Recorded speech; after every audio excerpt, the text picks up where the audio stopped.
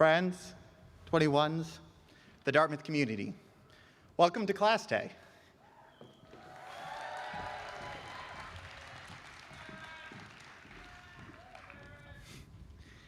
At this time, we would like to observe a moment of silence while we remember all of those who cannot be with us here today.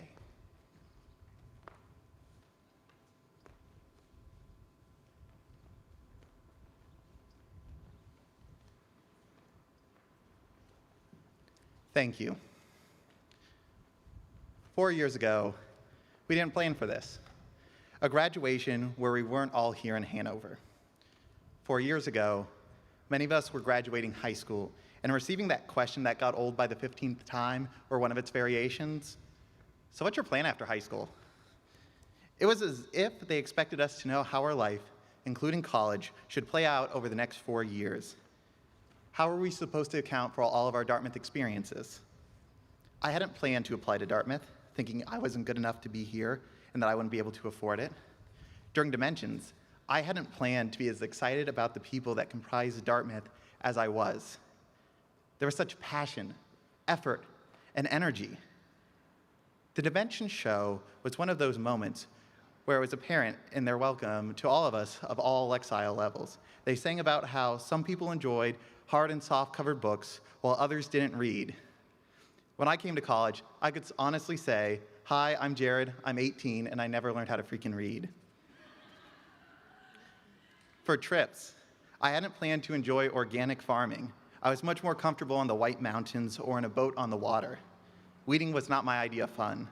However, the early friendships made over weeding kale in Nowhere, Vermont would be some of the most enduring and meaningful.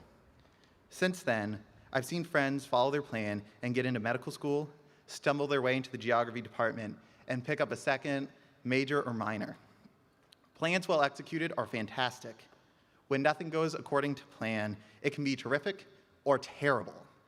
What I found is that plans often change, if ever so slightly, and learning how to navigate uncertainty can help mitigate the terrible and promote the terrific. I've often made plans with peers by saying or responding to, "Let's get a meal." As we all know, the probability for the average Dartmouth student following through with this vague plan might be 50% at best. Planned or spontaneous meals were often how I got to know people in depth. Often the meals with people I knew virtually nothing about turned out to be fascinating, fun, and completely unforeseen, such as discussing the 1987 Japanese novel Norwegian Wood. Looking back, I'm sad for all the friendships that never occurred and immensely grateful for those that had. Now we're graduating. For me, the culmination of my Dartmouth experiences is comprised of planned experiences like getting involved in Rocky and the unplanned, such as the 19X nighttime golf course slip and slide. For you, I'm sure you've got your own set of planned and spontaneous adventures and moments. Right now, we're in a period with much uncertainty, not only for ourselves, but the world writ large. As we graduate, we are once again asked to chart our path and plan, while being amid a global pandemic. We must figure out what we're doing, where we're living, and how our day-to-day is going to look. As leaders and trailblazers from Dartmouth, we have the power, privilege, and passion to chart a path and plan out how we will serve others. We're responsible for mitigating and navigating existential threats like climate change. We're going to engage with an increasingly polarized society where it's increasingly difficult to build community, collaborate, and tackle issues. We're also tasked with furthering equity so that we are all treated fairly, with compassion, and with care. As a wise, grumpy Lorax said, "Unless someone like you cares a whole awful lot, the world's not going to get better. It's not." Moving forward, we are going to come together, make plans, try implementing, and adjust as the conditions inevitably change. This is how we'll tackle issues, work towards goals, and thrive while navigating a future that feels both within reach and ungraspable. Feel free to chart your course. You'll do great things. It just might not be exactly where, when, or how you originally planned. I'm looking forward to our class staying connected and serving communities small and large. For now, let's take a moment of rest and reflection of each of our own Dartmouth experiences, planned and not. Congratulations on graduating, and best of luck in your endeavors, whether planned or not. I'm sure you'll continue providing me with moments of awe. And now, I'm happy to introduce one of your MCs for tonight, your class vice president, Daji Provit.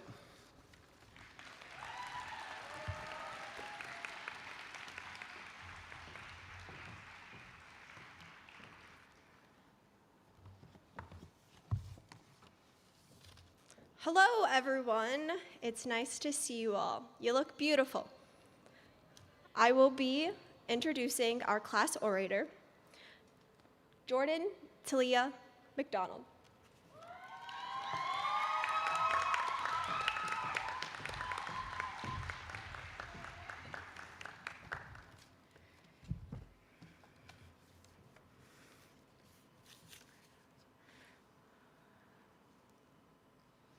Whew.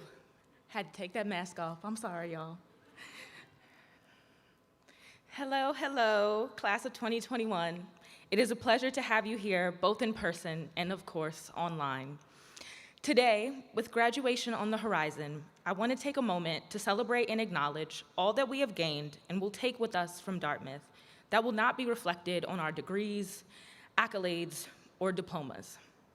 By this, I am referring to the love, the lessons, and the losses which have shaped our time at the college and will undoubtedly inform our futures and the future of this institution far more than any GPA designation.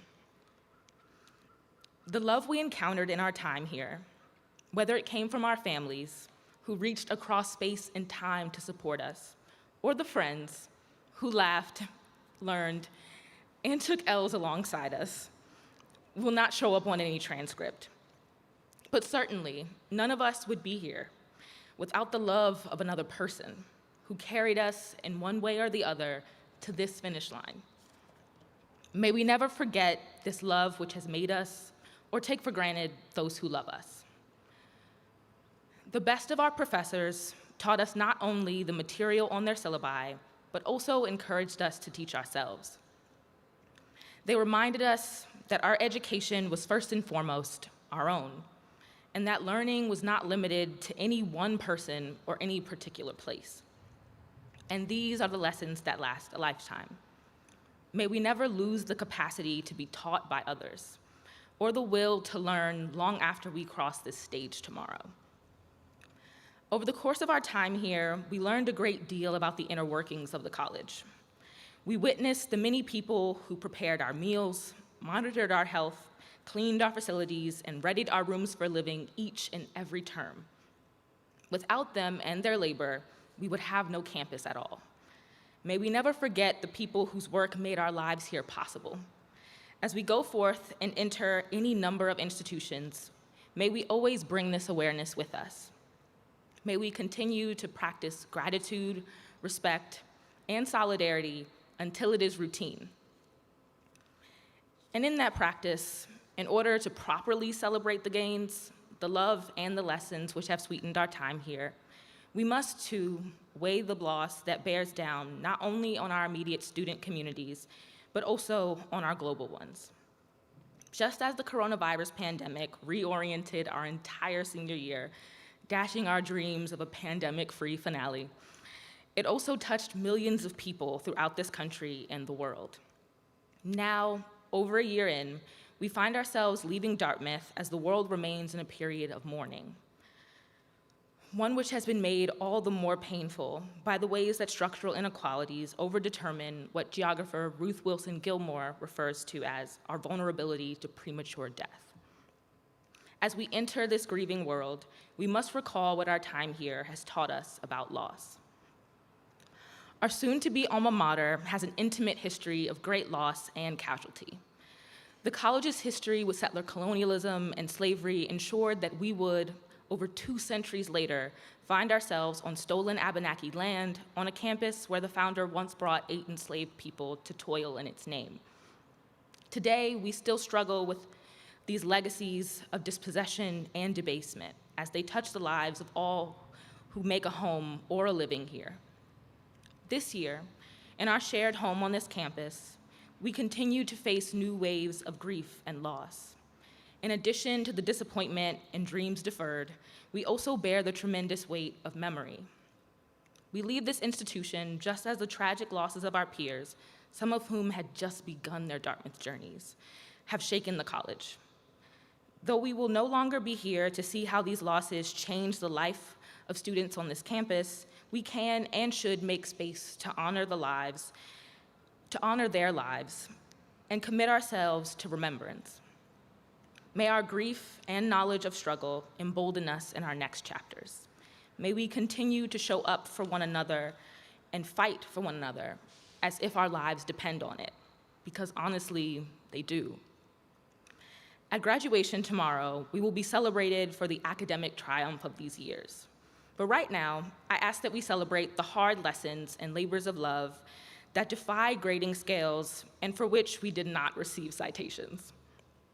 In meditating on this call for celebration, which honors our unacclaimed successes and the contributions of all who made our journey here worth it, we might turn to the words of songwriter and avid education advocate, Onika Tanya Mirage.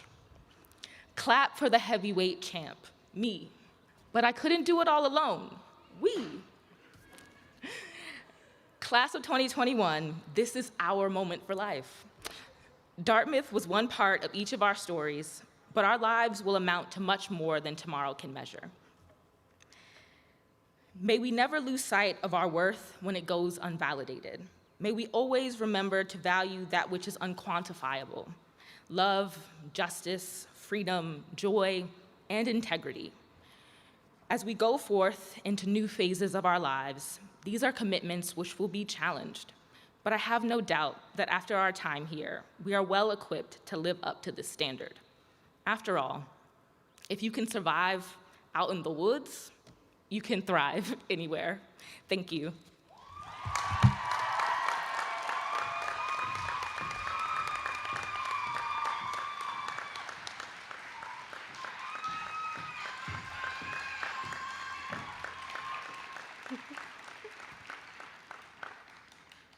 Hi, I'm Stephanie Rivera, your class executive committee president, and I'm pleased to introduce our faculty speaker, nominated and selected by the class, Joshua Brandon Bennett, assistant professor of English and creative writing.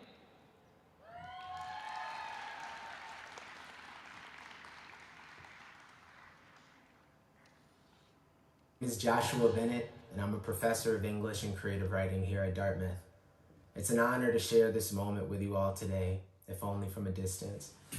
I won't be before you all long, as I know I'm one of the final obstacles standing between you and a well-earned celebration of all you have achieved in this year. So I'll just share a few quick notes here about the aims of a college education, becoming a parent during a global pandemic, jazz, and the collective pursuit of human freedom, if that's all right. And then hopefully there'll be some kind of music and dancing involved for you all once I'm done. This is Class Day speech in 3 parts. I'm writing this section of this version of these remarks on my notes app as I sit in the 15th row of a Delta Airlines flight to Los Angeles. We're 965 miles away from the city now, according to the screen directly on my left. I've just finished watching Whiplash, which in one sense is a beautifully shot, utterly terrifying movie about the pursuit of professional excellence. It's also, perhaps, one of the more interesting American films of the past decade about what school is for and what school can turn us into if we aren't careful. I won't go too deeply into the plot, but there's a lot of very fast, clearly painful jazz drumming involved, as well as the occasional outright refusal of human relationships, of love, in the name of being a great artist. For our purposes today, you can replace the word artist in that last sentence with just about any other vocation you can think of. Engineer, dentist, career politician. Because isn't that the lure of our particular moment? The temptation to retreat into our skill sets, our talents, and familiar digital comfort zones, and to forego the more difficult work of being close to one another, of risking great pain and rejection for the promise of intimacy. It's my sense, then, that ceremonies like this one ask us to do something quite ancient, complicated, and necessary, which is to think of ourselves not only as individual actors or as single authors of an unfolding narrative, but as a commons, as a class, a collective, even with our wildly divergent backgrounds and investments. So what is it exactly that sets this group apart, class of 2021? Too many things to enumerate easily here. You have lived through a pandemic, a presidential election, and a summer of protest. You've seen the world around you shift and transform in 100 different ways.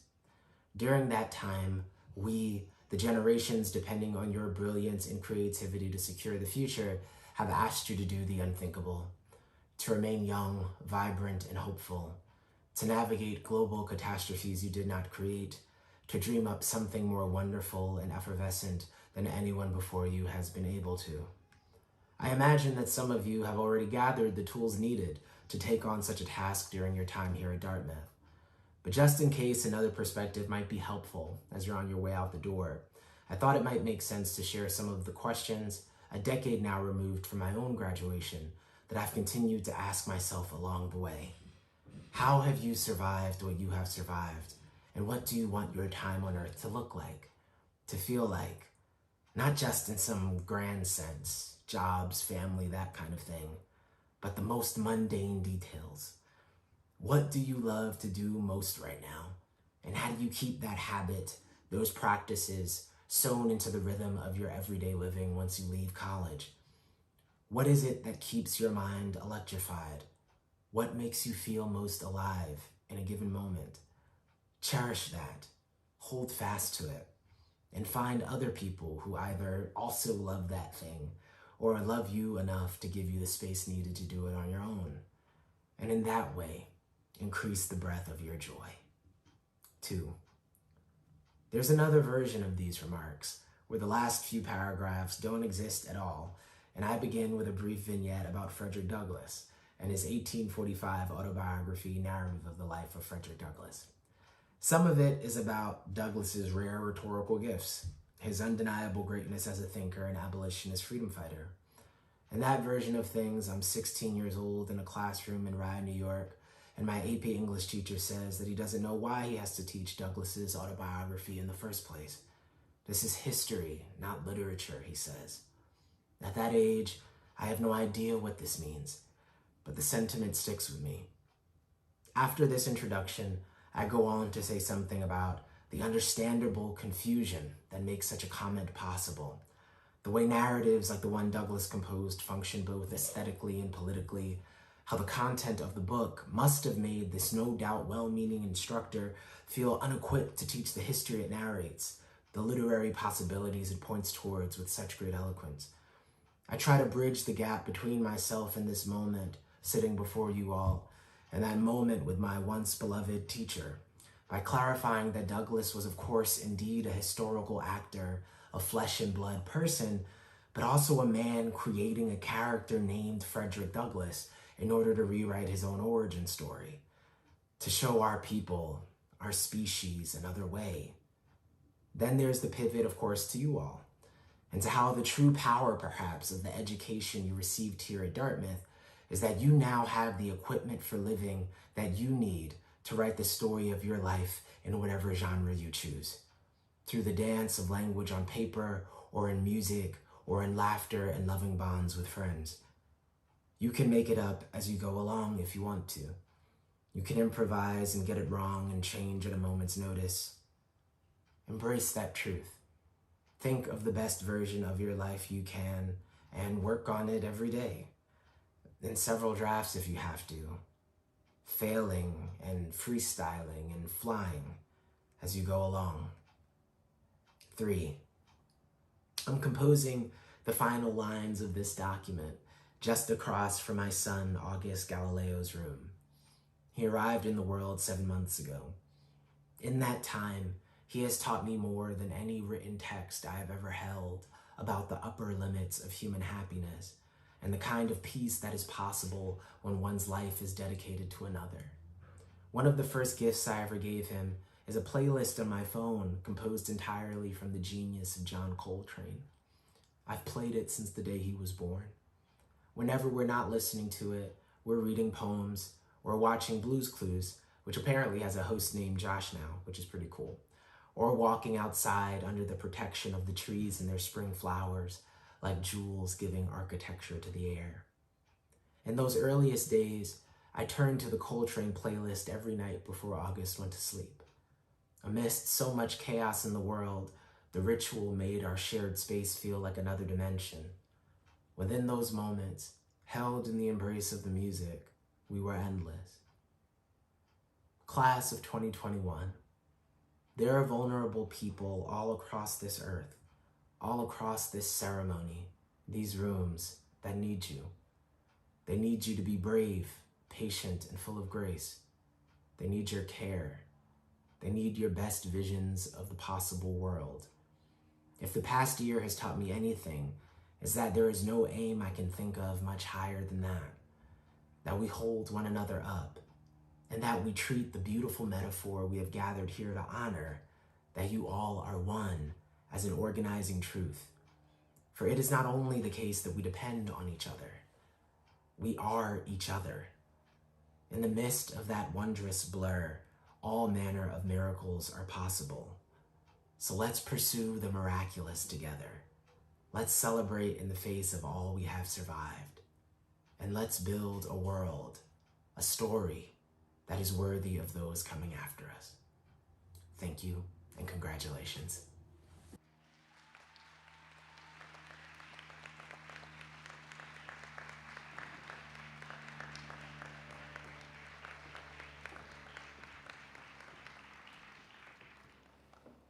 Wow, I wish I would have taken a class with Professor Bennett now.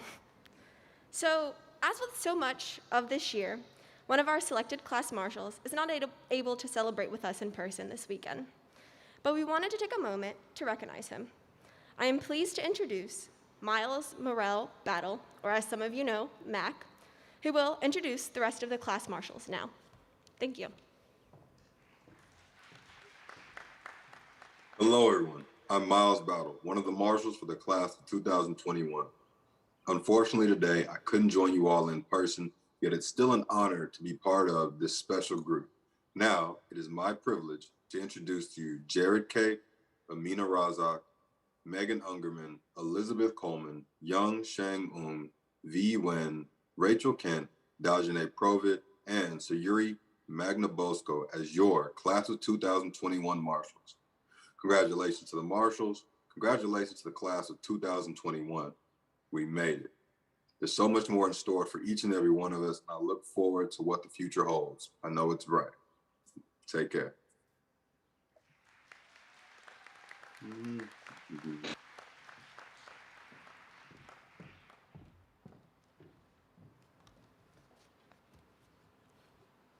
I would like now to introduce the Dean of the College, Catherine Lively, who will lead the awarding of prizes.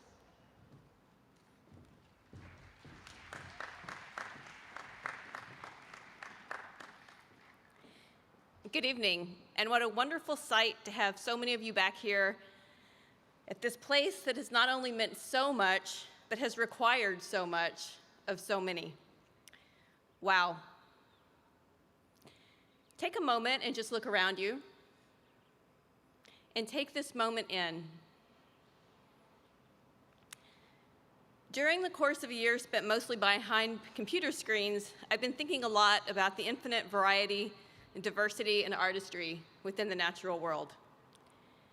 For instance, even though we, on any given day, see tens or hundreds of trees and tens of thousands of leaves, they are distinct.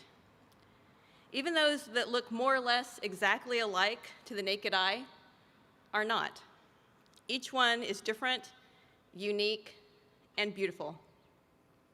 And I look out on all of you who are in front of me, behind me, and those who are not here today, and I think the same thing: different, beautiful, and unique.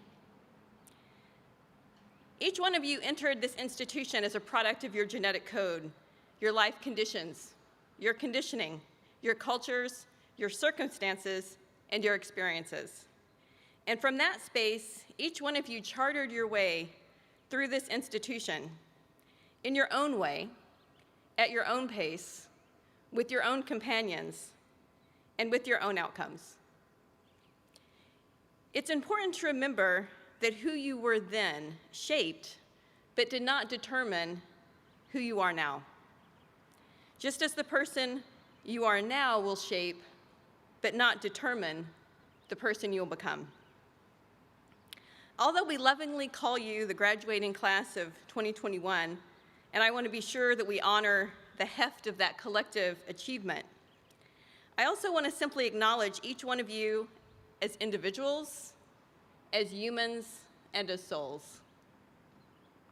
And to thank you for your individual talents, your individual strengths, your individual ingenuity, your individual accomplishments, your individual passions, and what will eventually be your individual and your collective contributions to the world.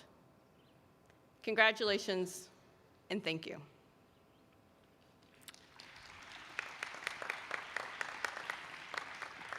Before we present our awards, it's important that we pause and acknowledge the significant achievements of your entire class. All of you have worked tirelessly during your time at Dartmouth, and each one of you have left your mark on the college. From the moment you arrived, and even with all you've been through since then, you have made the campus your own. It will truly never be the same. We're all incredibly proud of everything that you've done and inspired by everything that you will do. Your accomplishments, your perseverance, and your dedication make up exactly who you are. Thank you. I also want to recognize that none of you would be here today without the support of your friends and your families. And so let's give a rouse for all of those who cheered you on and helped you reach this important day.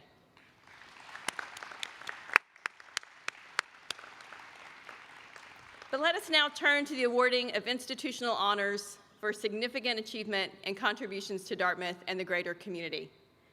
We ask recipients to wait to come forward until we have announced their names.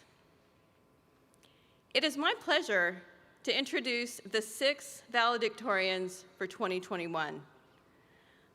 Yes, that's right, 6. All of them are Rufus Choate Scholars, winners of the sophomore Phi Beta Kappa Prize, and all are concluding their undergraduate careers with a perfect 4.0 grade point average. Yeah.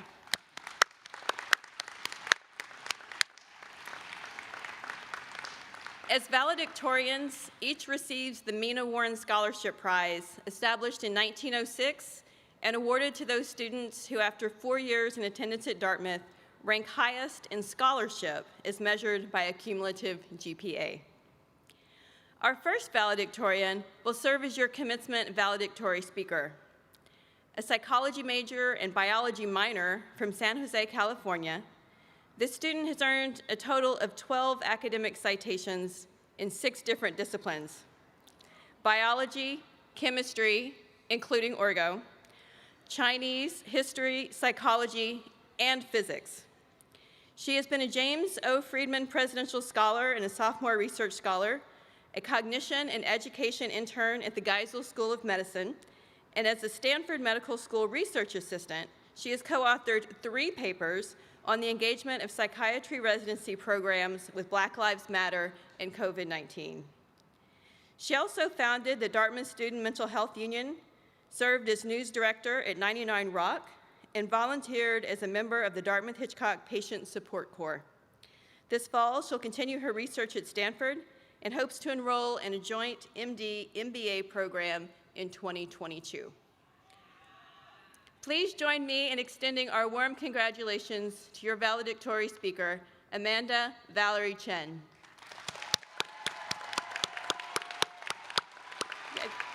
Does she come in now?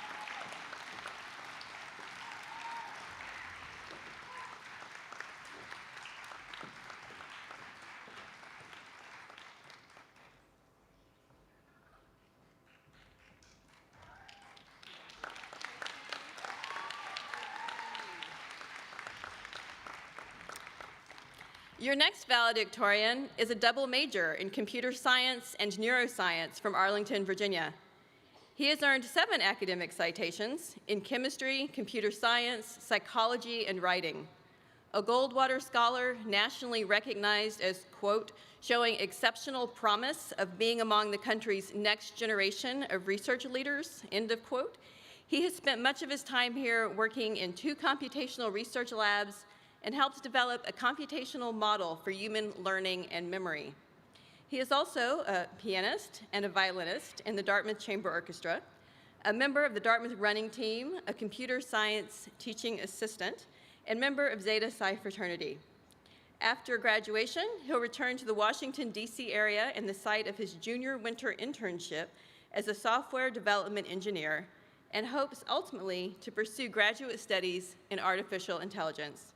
Please join me in congratulating William Hurst Baxley.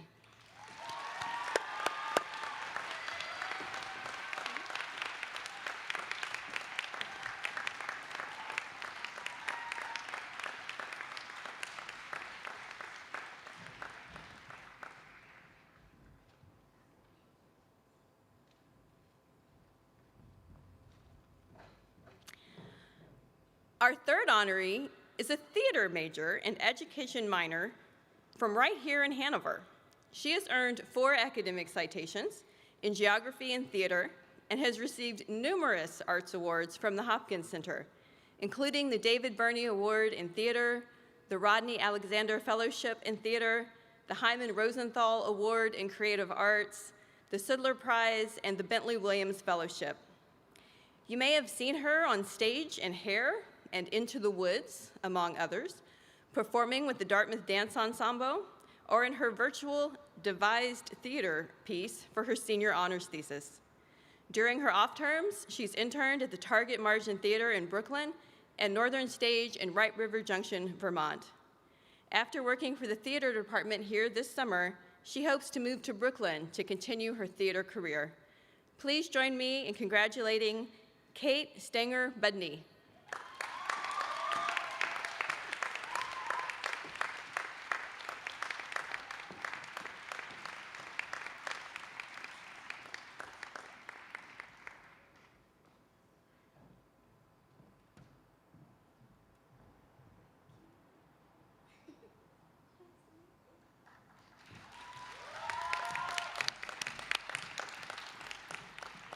Your next valedictorian is from New Delhi, India. An economics major and a computer science minor, he has earned 7 academic citations in computer science, economics, Middle Eastern studies, and music.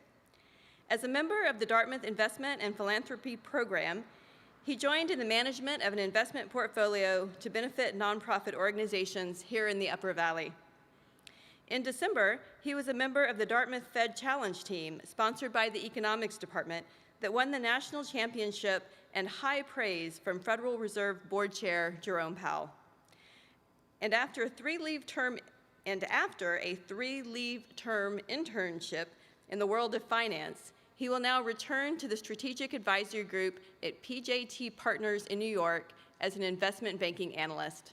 Let's give it up for Ustav Julan.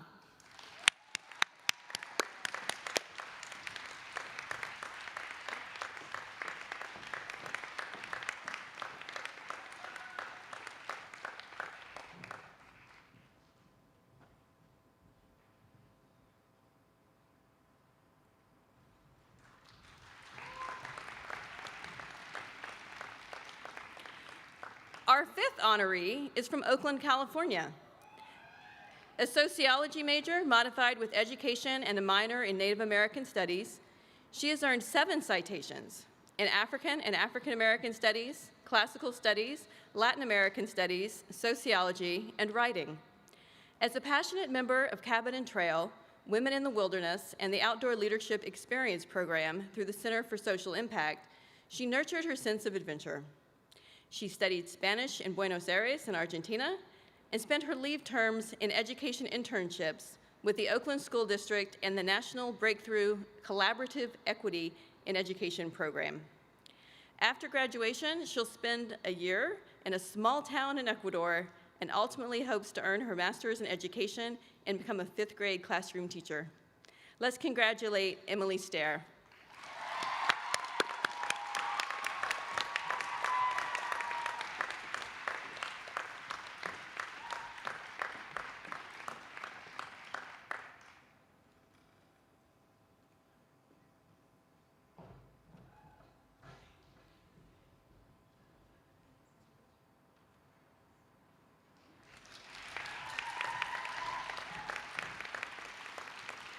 Last but not least, your sixth valedictorian is a double major in economics and quantitative social science from Houston, Texas.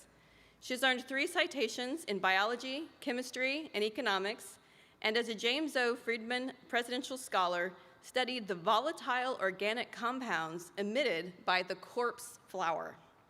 Here on campus, she served as a first-year trip leader.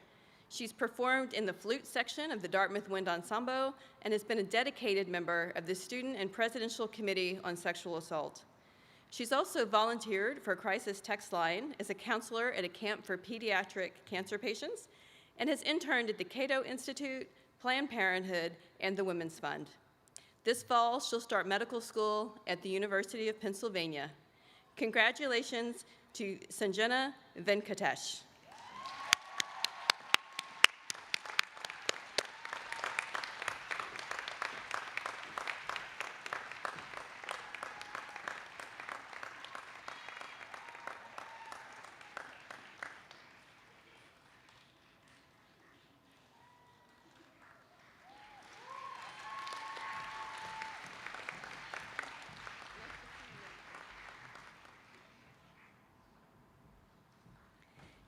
Let's give all of these 6 an incredible round of applause.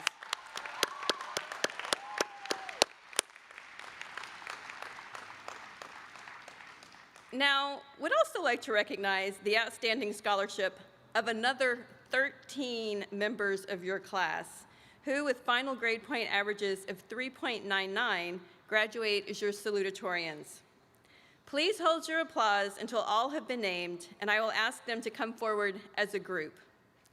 They are Sarah Alpert, Nicholas James Bartlett, Zaya Lamparty Ennett, Eugene Amy Hu, Paul Jun, Rachel Suzanne Kent, Max Lawrence Mickenberg, Devin Dorea Mifflin, Michael William Nachman, John Connor Quigley, Michael Martin St. George, Nicole Black Warner, and Michael Gao Zhou. Would you all please come forward?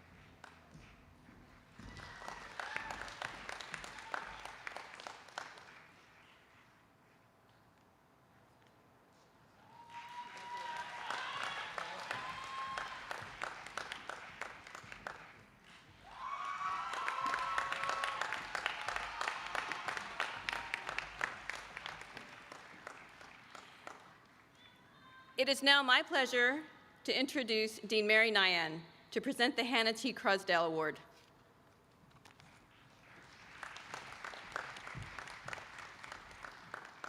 Thank you, Dean Lively.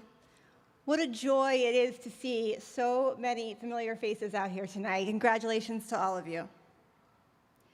The Hannah T. Crosdale Award is given in honor of the late Professor Hannah Crosdale, who for more than 40 years was a member of the biology department at Dartmouth College.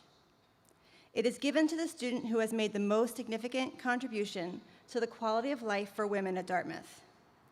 The names of the winners are engraved on a large silver bowl on permanent display in the Collis Center. In selecting our Crosdale winner each year, we recognize the direct and powerful link between the quality of life for women on campus and the quality of life for all students. Women's issues are community issues. This year's recipient is an environmental studies major from Ukiah, California, a Rufus Choate Scholar who has earned 5 academic citations in environmental studies and African American studies. This student focused her efforts on supporting people and environments that are undersupported. Since her first year, she has been an active member of the Student and Presidential Committee on Sexual Assault, including serving as policy chair and executive chair. Through SPCSA, she has promoted incorporating survivor-centered guidelines into the Greek Leadership Council Constitution, improved access to campus and community resource information, and has led SPCSA to become one of the most effective student organizations on campus. Known for courageously asking the right questions, for her inclusive leadership style, for her clear and critical thinking, and her willingness to act as a change agent, her impact has been far-reaching. As a first-year TRIPS leader, team captain of the Women's Water Polo Club, as a member of the Dean's Student Advisory Board, Paleopolis, and Dartmouth Student Union, and as student assistant for the D-Lab first-year leadership program. For her extraordinary commitment to shifting the culture on campus, and for her impact on the quality of life for women and all members of our campus community, I am pleased to award the 2021 Hannah Crosdale Award to Maggie Catherine Flaherty.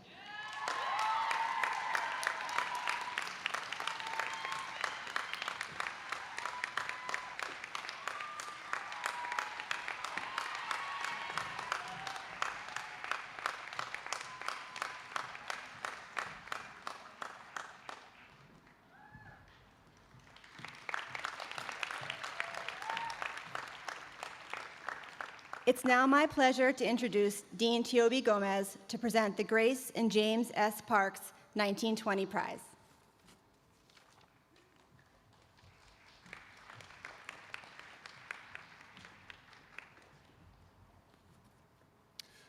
The Grace and James S. Parks 1920 Prize was established in October 1986 by Dr. James C. Parks, class of 1957, and Dartmouth Medical School class of 1959, in honor of the personal qualities exhibited by his parents and their devotion to education. The Parks Prize is presented annually to a graduating student who has a demonstrated record of concern for others and exemplifies the personal qualities of kindness, good fellowship, and respect which Dr. Parks so admired in his parents.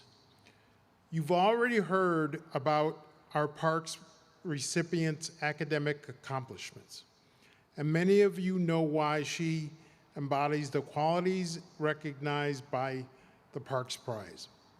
Since she arrived, she has passionately committed to promoting student health and well-being, and as founder of the Dartmouth Mental Health Student Union to creating opportunities for peer-to-peer support.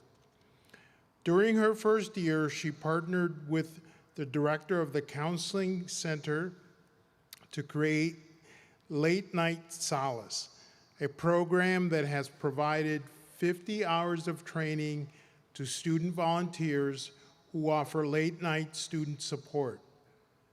Building on that foundation, she created the Mental Health Ambassadors Program, training student ambassadors to serve as mental health liaisons to their student organizations and members, including athletic teams, Greek organizations, and advocacy groups.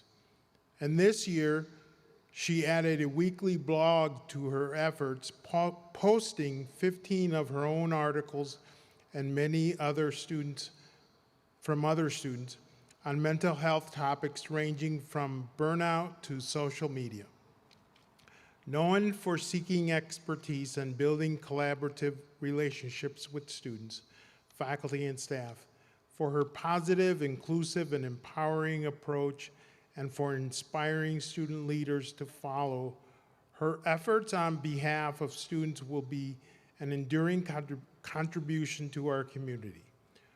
for her extraordinary leadership, passion, dedication, and tremendous impact on current students and those yet to come.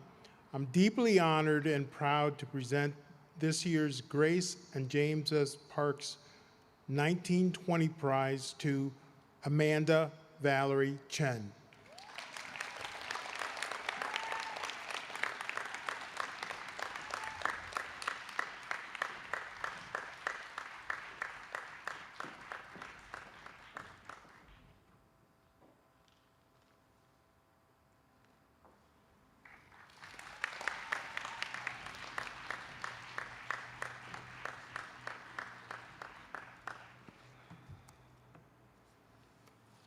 Thank you, Dean Gomez.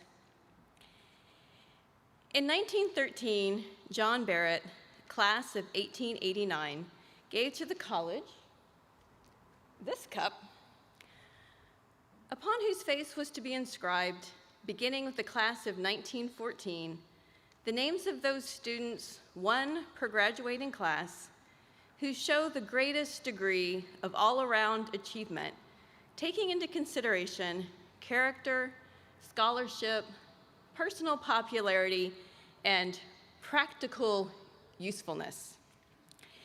Each year, the prize has been awarded to the graduating student who shows the greatest promise of becoming a factor in the outside world through strength of character, qualities of leadership, record of scholarship and broad achievement, and influence among their fellow students. A sociology major and United Negro College Fund scholar from Merridonville, Alabama, this student has earned 5 academic citations in African and African American studies, classical studies, Latin, and sociology. Throughout his time here, he has been a positive and wide-ranging force for change as founder of the Community Education Project, president of the National Pan-Hellenic Council, treasurer of the Afro-American Society and Alpha Phi Alpha Fraternity Incorporated, chair of Community Conversations for Black Men, as a member of the Dartmouth Football Diversity Council, Paleopolis, and the Dean's Student Advisory Board. As a member for SEED and the Shabazz Center for Intellectual, as a mentor for SEED and the Shabazz Center for Intellectual Inquiry, and through Ice Cold Cuts, the business he co-founded to provide haircuts for Black students and community members. In the words of those who know him, he is astute, humble, reserved, wise, respected, engaging, welcoming, a phenomenal team player, a natural leader, a masterful facilitator, a listener, a deep thinker, a gentle influencer, and a beacon of strength. He is a community builder with an uncanny knack for bringing people together from disparate social groups and a passionate advocate for the empowerment of students of color. He is committed to using the tools at his disposal to reach back and to lift others up. After graduation, he plans to marry the love of his life and move to Houston to work for AIG Risk Management. In a few years, he and his other half will plan to pursue their MBAs as the power couple that many of us know them to be. He does indeed show great promise in becoming a factor in the outside world. For his extraordinary achievements to our community, I am very, very pleased to present the Barrett Award for 2021 to Miles Mac Battle. As you know, Mac is not here this evening, but he is hopefully experiencing this moment with his friends and family. Each year since 1977, through a gift established by the class of 1936, the Philip D. Mcguinness Award, here, is presented to that student in the senior class who has contributed most significantly to the college through depth of integrity and character, capacity for leadership, academic achievement, and commitment to the life of the community, and who shows the greatest promise of positive impact and accomplishments for years to come. A FICEP student and a Stamps scholar from San Antonio, Texas, who speaks 6 languages, this honoree took our curriculum to new heights, She designed her own special major on women's health in the Middle Eastern, North African, and South Asian region. She is a Dickey Great Issues Scholar, Global Health Fellow, and a War and Peace Fellow, a James O. Friedman Presidential Scholar in Islamic Bioethics, a research assistant in the Political Violence Field Lab, and a two-time Critical Language Scholarship winner in Arabic. She has just completed her honors thesis using original ethnographic research to explore how Muslim American women's lives have changed due to COVID-19. She has made caring for others an integral part of her time at Dartmouth. As a member of Paleopolis, she co-chaired the Advocacy for Marginalized Communities Committee. As a UGA for North Park and Living and Learning Communities, she supported first-year students in transitioning to Dartmouth. As student director for internships at the Center for Social Impact, she helped students develop leave term internships with nonprofit organizations serving vulnerable communities. As a leader in Al-Nur, she helped to amplify Muslim voices and volunteered at Hartford High School as a language club Arabic instructor. Next year, she will pursue graduate study as a State Department Pickering Fellow at Georgetown in preparation for a career in the United States Foreign Service. A woman of great integrity, incredible depth and breadth, profound and reflective, passionate and inspiring. We have no doubt that she will continue to serve as an inspiring leader and change maker in the years to come. I am very, very proud to award the 2021 Philip D. Mcguinness Award to Mina Razouk.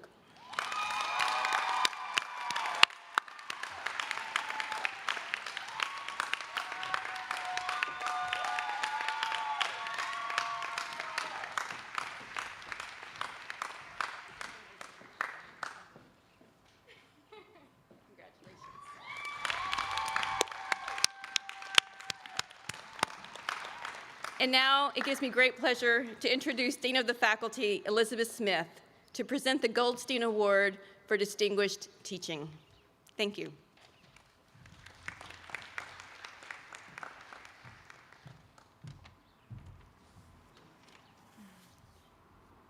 Good evening, class of 2021. Thanks for coming out this evening. It's so great to see you, and I look forward to seeing you tomorrow morning. It's my great pleasure to introduce this year's recipient of the Jerome Goldstein Distinguished Teaching Award to the class of 2021, Professor of Education, Michelle Tyne.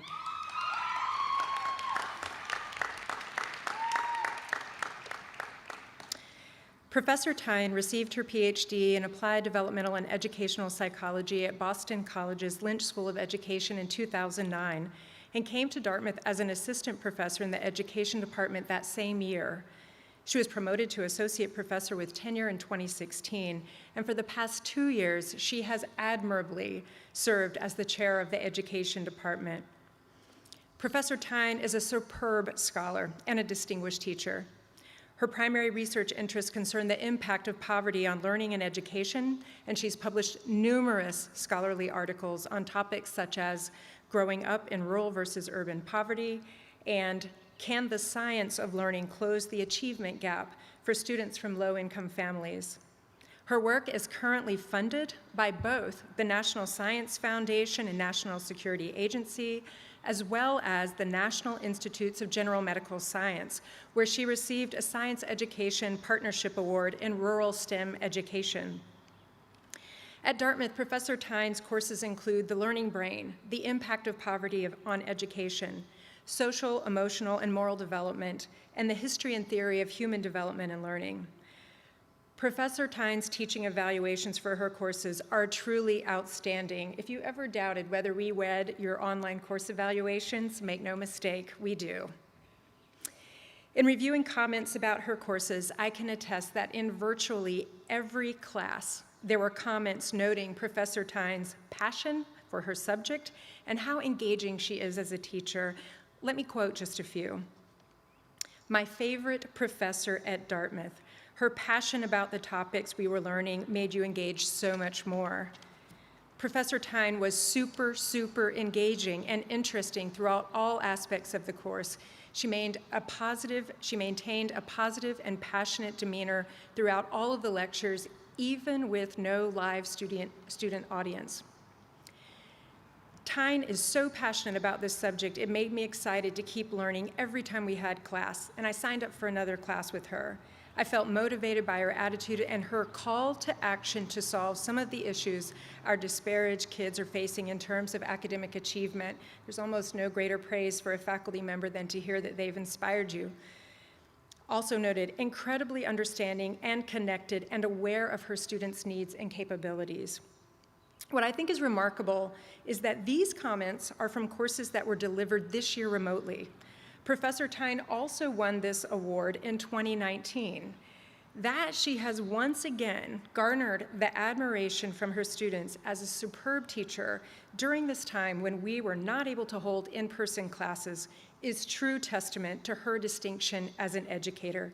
Please join me in congratulating this year's recipient of the Jerome Goldstein Distinguished Teaching Award, Professor Michelle Tyne.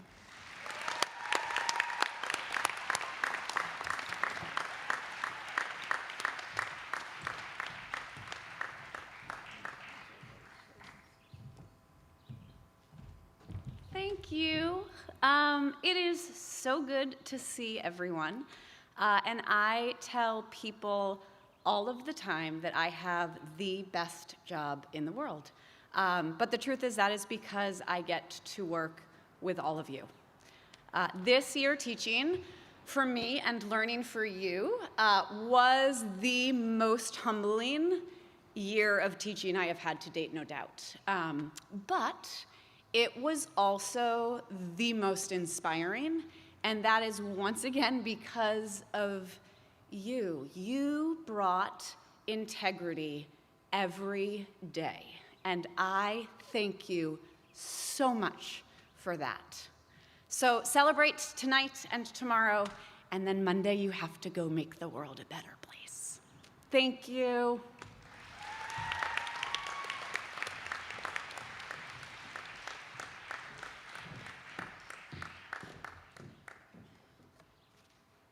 Last time I have to do that. Good evening and welcome members of the class of 2021, family, friends, faculty, and staff. Thank you for joining us for our Class Day celebration.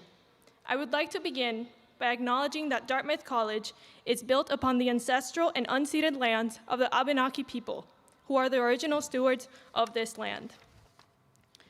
Over the past 4 years, we've had the opportunity to call Dartmouth our home. From writing a 20-page paper in a National Historic Landmark, the Orozco murals, to skipping our two-ways to listen to a presidential candidate at the Hop, our time here has been a gift. We've traveled the world through the stories of our peers from far, far away. We stared up to see the stars while walking home at 3 a.m. We've had access to rare collections of books that are not available anywhere else. In the past year, our community, like many around the world, experienced great loss, grief, and uncertainty. We felt that our precious college years were slipping away. We were confined to taking classes and studying in our cramped childhood bedrooms. We had to watch over our shoulders at 3 a.m. because we had left the safety of our beloved Hanover. We bore witness to the struggles of our peers across the country and across the world. This was life during the COVID-19 pandemic, but it was not the same for all of us. Some had a difficult time finding Wi-Fi for Zoom classes, and others had to fear for their lives because of their skin color. We all carried the burden of the collective suffering of our community for the past year. What will we do with the gifts we have been given? How will we use those gifts to change the world? How will we use those rare books to generate new research to address health inequities? How will we use stories from those same peers from far away to build empathy across difference? Our campus bubble let us enjoy the 3 a.m. stars without any fear of outside realities. Now, it's our turn to help people outside of our bubble enjoy these gifts. The time has come for us to pass on these gifts, to use what we have learned to rebuild trust and work tirelessly for justice and equity in any field we go into. This past year has shown us how we can pivot and adapt. We are all united in our ability to overcome obstacles, our dedication to learning, and our commitment to bettering the world around us. Let's build a world where we can make difficult years better for everyone. As future leaders and change makers, there will always be new challenges to tackle and unexpected problems to solve. In the past year, we have learned through our own hardships and the hardships of those around us that we are all more resilient than we think.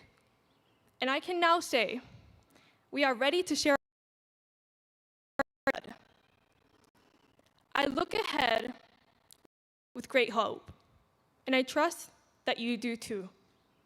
As we go into a world in need of healing, let Dartmouth be only the beginning of your journey as a lever of learning and a driver of change.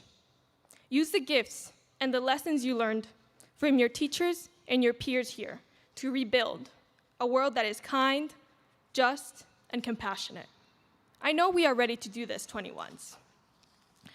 As we prepare to celebrate our accomplishments tomorrow, let us honor those who are no longer with us and cherish the community we have built together during the past 4 years. Thank you, Dartmouth, for the best 4 years, and congratulations, 21s.